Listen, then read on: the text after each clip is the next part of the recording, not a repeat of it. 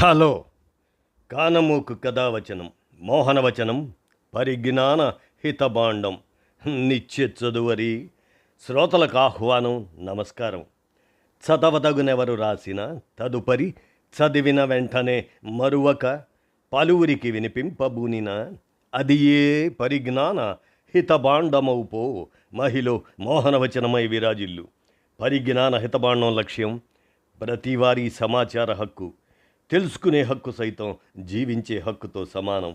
ఆ స్ఫూర్తితోనే ఇప్పుడు ఆగస్టు 20 ప్రముఖుల జీవిత విశేషాలు శీర్షికన రాజీవ్ గాంధీ 82వ జయంతి, దేశ సమైక్యతా దినం, సద్భావనా దివస్గా కూడా పాటించేటువంటి ఈ సందర్భంలో మిత్రుడు కేవీ కృష్ణయ్య అందజేసినటువంటి ఈ నివాళి అంశాన్ని మన కానమోకు కథావచన శ్రోతలకు ప్రముఖుల జీవిత విశేషాలు శీర్షికను వినిపిస్తాను, వినండి.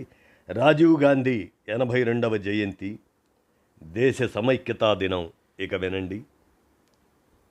రాజీవ్ గాంధీ దార్శనికత గమనిస్తే కాలం గడిచే కొద్దీ చరిత్ర ఒక ప్రూఫ్ రీడర్లా గతాన్ని తిరిగి చదువుతుంది, తప్పులను సరిదిద్దుతుంది, విజయాలను కొలుస్తుంది, నిజాలను నిర్ధారించి మన ముందు ఉంచుతుంది.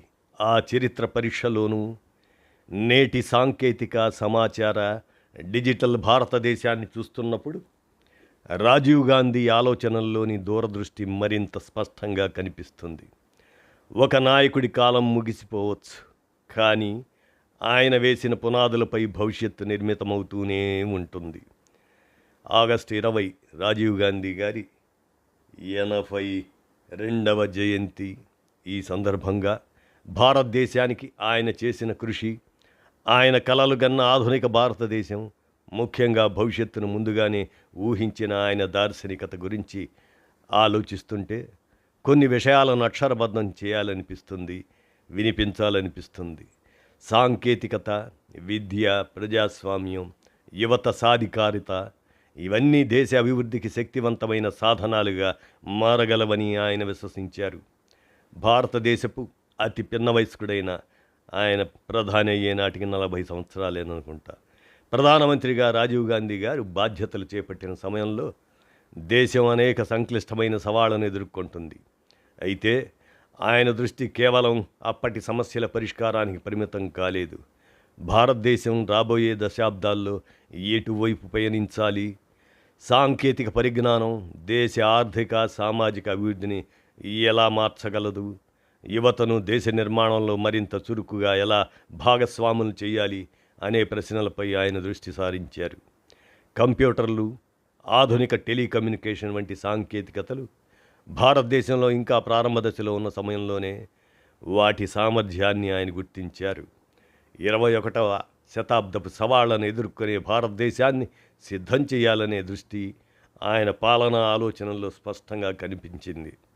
తరువాతి కాలంలో భారతదేశం సాధించిన ఐటీ, టెలికమ్యూనికేషన్ సాంకేతిక పురోగతికి ఆయన కాలంలో ప్రారంభమైన కొన్ని మార్పులు ఒక ముఖ్యమైన నేపథ్యాన్ని అందించాయి. మార్పుకు దారితీసిన కొన్ని ముఖ్యమైన అడుగులు రాజీవ్ గాంధీ నాయకత్వాన్ని కేవలం కంప్యూటర్లు, టెలికమ్యూనికేషన్తో మాత్రమే చూడడం ఆయన దార్శనికతను పరిమితం చేయటమే అవుతుంది. ఆయన దృష్టిలో సాంకేతికత ఒక సాధనం, అంతిమ లక్ష్యం ప్రజలకు అవకాశాలు కల్పించడం, యువతకు సాధికారత కల్పించడం, విద్యను విస్తరించడం, ప్రజాస్వామ్యంలో ప్రజల భాగస్వామ్యాన్ని మరింత విస్తృతం చేయడం. ఆయన కాలంలోని ముఖ్యమైన చర్యల్లో కొన్నిటిని పరిశీలిస్తే కంప్యూటరీకరణ, అలాగనే సాంకేతిక ఆధునీకరణ. ఈ కంప్యూటరీకరణకు, ఆధునిక సాంకేతిక వినియోగానికి బలమైన ప్రోత్సాహం అందజేశారు ఆయన. టెలికమ్యూనికేషన్ అభివృద్ధి విషయంగా దేశవ్యాప్తంగా సమాచార కమ్యూనికేషన్ మౌలిక వసతుల విస్తరణకు వేగం పుంజుకుంది. ఐటీ అభివృద్ధికి పునాదులు, ఆ తర్వాతి కాలంలో భారతదేశం ఐటీ రంగంలో సాధించిన పురోగతికి దోహదపడిన సాంకేతిక వాతావరణం రూపుదిద్దుకోవడానికి ప్రేరణ అయింది. యువతకు ప్రజాస్వామ్య స్వరాన్ని వినిపించాడు ఆయన. ఓటు హక్కు వయసును 21 నుంచి 18 సంవత్సరాలకు తగ్గించడం ద్వారా కోట్లాది మంది యువతను ప్రజాస్వామ్య ప్రక్రియలో భాగస్వాములు చేశాడు ఆయన. నవోదయ విద్యాలయాలు ఏర్పాటు చేసి ప్రతిభావంతులైన విద్యార్థులకు, ముఖ్యంగా గ్రామీణ ప్రాంతాల నుంచి వచ్చే విద్యార్థులకు నాణ్యమైన వసతి ఆధారిత విద్యకు అవకాశాలు కల్పించడం చేశాడు. విద్య ఆధునికీకరణ, విద్యను భవిష్యత్ అవసరాలకు అనుగుణంగా తీర్చిదిద్దడంపై దృష్టి సారించాడు ఆయన. స్థానిక సంస్థల ప్రజాస్వామీకరణకు నడుం కట్టారు. పంచాయతీరాజ్ సంస్థలను బలోపేతం చేయాలనే ఆలోచనకు రాజకీయ ప్రాధాన్యత కల్పించడం, తర్వాత వాటికి రాజ్యాంగబద్ధమైన గుర్తింపు లభించే ప్రక్రియకు పునాది వేయటం జరిగింది ఆయనే. పార్టీ ఫిరాయింపుల నిరోధం, అది 52వ రాజ్యాంగ సవరణ ద్వారా రాజకీయ పార్టీ ఫిరాయింపులను నియంత్రించేందుకు రాజ్యాంగపరమైన వ్యవస్థను తీసుకురావడం ఆయన లక్ష్యంగా పెట్టుకున్నారు. విజ్ఞానం మరియు సాంకేతికత, దేశ అభివృద్ధిలో శాస్త్ర సాంకేతిక పరిజ్ఞానానికి కీలక స్థానం కల్పించాడు ఆయన. సాంకేతికత, దాని వెనక ఉన్న మానవీయ దృష్టిని కూడా ఆయన పటిష్ట చేయడం ప్రధానమైన అంశం. అయితే రాజీవ్ గాంధీ దార్శనికతను కేవలం సాంకేతిక ఆధునీకరణగా చూడడం సరైంది కాదు. ఆయన ఆలోచన కేంద్రంలో మనిషి ఉన్నాడు. విద్య ద్వారా అవకాశాలు, సాంకేతికత ద్వారా సామర్థ్యం, ప్రజాస్వామ్యం ద్వారా భాగస్వామ్యం, యువత ద్వారా భవిష్యత్తు నిర్మాణం, ఇవి ఆయన ఆలోచనలో పరస్పరం అనుసంధానమైన అంశాలు. గ్రామీణ ప్రతిభకు నాణ్యమైన విద్య అందించాలనే ఆలోచనలోనూ, యువతకు 18 ఏళ్లకే ఓటు హక్కు కల్పించడంలోనూ ఒకే దృష్టి కనిపిస్తుంది. భారతదేశ భవిష్యత్తులో యువతకు మరింత కీలకమైన పాత్ర కల్పించడం మాత్రమే. శాంతి కోసం తీసుకున్న సాహసోపేతమైన నిర్ణయాలు ఏమిటంటే, రాజీవ్ గాంధీ నాయకత్వాన్ని ప్రస్తావించినప్పుడు ఆయన శాంతి ప్రయత్నాలను కూడా విస్మరించలేం. ముఖ్యంగా శ్రీలంకలో శాంతి, ప్రాంతీయ స్థిరత్వం కోసం ఆయన ప్రభుత్వం తీసుకున్న నిర్ణయాలు అత్యంత క్లిష్టమైన రాజకీయ, భద్రతా పరిస్థితుల్లో తీసుకున్నవే. ఆ నిర్ణయాలపై చరిత్రలో విభిన్న అభిప్రాయాలు ఉండవచ్చు. అయినప్పటికీ దక్షిణాసియాలో శాంతి, ప్రాంతీయ స్థిరత్వం కోసం భారతదేశం ఒక బాధ్యతాయుతమైన పాత్ర పోషించాలనే ఆలోచన అందులో కనిపిస్తుంది. దేశ ప్రయోజనాలతో పాటు ప్రాంతీయ పరిణామాలను కూడా పరిగణలోకి తీసుకున్న నాయకత్వంగా ఆయన అధ్యాయాన్ని చూడవచ్చు. కాలం దాటి నిలిచిన ఒక ఆలోచన ఆయనది.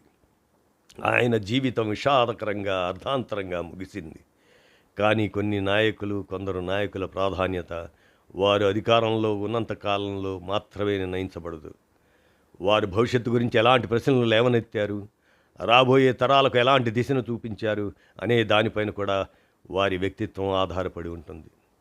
ఆ రోజు భారతదేశం సాంకేతికతలో ముందుకు సాగుతున్నప్పుడు, ఐటీ రంగం ప్రపంచవ్యాప్తంగా భారతదేశానికి గుర్తింపును తెచ్చినప్పుడు, డిజిటల్ కమ్యూనికేషన్ సాధారణ జీవితంలో భాగమైనప్పుడు, యువత ప్రజాస్వామ్యంలో మరింత చురుగ్గా పాల్గొంటున్నప్పుడు, ఆ మార్పుల వెనక ఉన్న దీర్ఘ ప్రయాణంలో రాజీవ్ గాంధీ కాలంలో ప్రారంభమైన కొన్ని ఆలోచనలు, విధానాలు కూడా ఒక భాగంగా కనిపిస్తాయి. అవకాశాలను అందిపుచ్చుకుంటున్న గ్రామీణ యువతలో, నాణ్యమైన విద్యకు చేరువవుతున్న విద్యార్థుల్లో, ప్రజాస్వామ్యంలో చురుగ్గా పాల్గొంటున్న యువ భారతీయుల్లో, సాంకేతికతను దేశాభివృద్ధికి ఉపయోగించాలనే ప్రతి ప్రయత్నంలో, ఆ కాలంలో రాజీవ్ గాంధీ కలలు గన్న భవిష్యత్తు, భారతదేశపు కొన్ని ప్రతిధ్వనులు కనిపిస్తాయి. రాజీవ్ గాంధీ గారి కృషిని వివిధ కోణాల్లో విశ్లేషించవచ్చు. ఆయన కాలంలోని నిర్ణయాలు, విజయాలు, పరిమితులు, సవాళ్లపై చరిత్ర తన చర్చను కొనసాగిస్తూనే ఉంటుంది.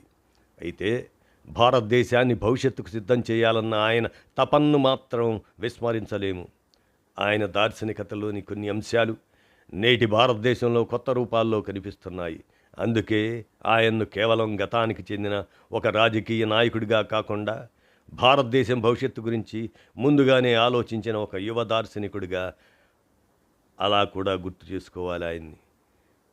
నేడు ఆగస్టు 20 రాజీవ్ గాంధీ 82వ జయంతి అనేది దేశ సమైక్యత సద్భావన దివస్గా దేశవ్యాప్తంగా నిర్వహించుకుంటూ ఆయనకు ఘనమైన నివాళులు అర్పిస్తున్నటువంటి దేశ ప్రజలు, వారికి స్మరించుకుంటూ, ఆయన దార్శనికతను గౌరవిస్తూ, భారతదేశానికి ఆయన చేసిన కృషిని గుర్తు చేసుకుంటూ ఘన నివాళులు అర్పించటం ప్రజల బాధ్యతగా గుర్తెరగాలని మిత్రుడు కేవీ కృష్ణయ్య, ఈయన ప్రభుత్వ సహాయ కార్యదర్శి, ఆంధ్రప్రదేశ్ రాష్ట్ర సచివాలయం అందజేసినటువంటి అంశాన్ని మన కానమోకు కథ వచ్చిన శ్రోతలకు మీ కానమోకు స్వరంలో ప్రముఖుల జీవిత విశేషాలు శీర్షికన వినిపించాను. విన్నారుగా, ధన్యవాదాలు.